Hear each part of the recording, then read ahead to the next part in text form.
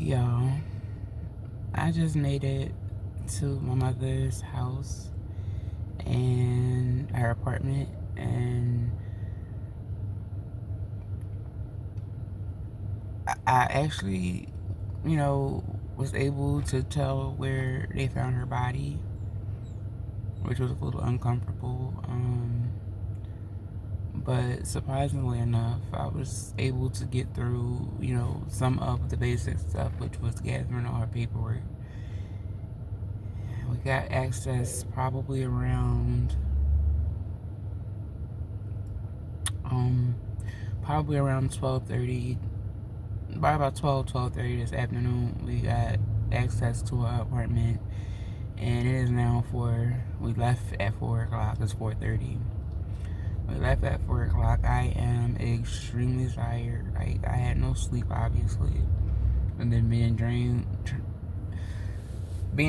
trying not to entertain the drama just made me even more tired. But I just need to check on with y'all because I just seen a part of my mother that I never saw before, and she wasn't even there.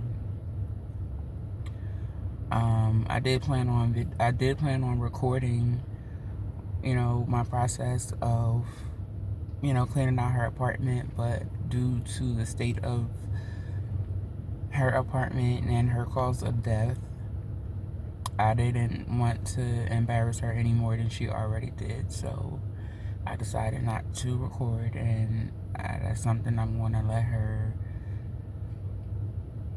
have dignity. I'm gonna let her rest in dignity. The little bit that she has left, I'm gonna let her have that. But it was definitely very eye-opening. It was very uncomfortable.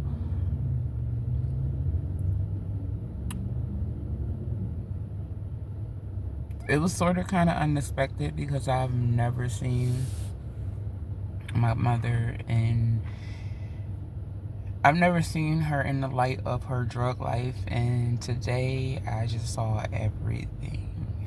More than I needed to know, more than I ever wanted to know. And it kills me because of the way she was living, the way her apartment was.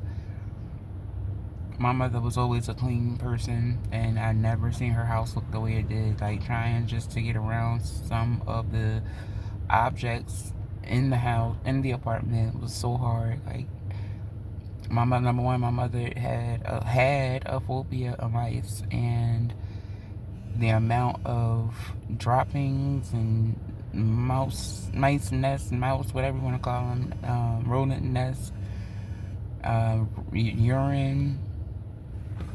A lot of her things were ruined. Not that, she could take them with her or anything like that, but just saying. A lot of her things were ruined, and she was living in that house, inhaling all of those toxins along with, whatever her choice of whatever she did. And, like, it really bothers me because it's like, how bad of a. I don't want to find out personally, but it's like, how bad of a person, or how bad in thought do you have to be comfortable to live in a situation like that? And now seeing the way she was living makes a lot of sense on why she spent so much time influenced and intoxicated, because you would have to be to live in that kind of house. We did more than we planned to do today. Today we were supposed to just get paperwork, but moving things around, it just made it easier to start getting rid of garbage at the same time. So, we got quite a bit of garbage out, and excuse me, we still have some to do. However, we're gonna hold off on that because tomorrow starts the process of finding somewhere to place her body.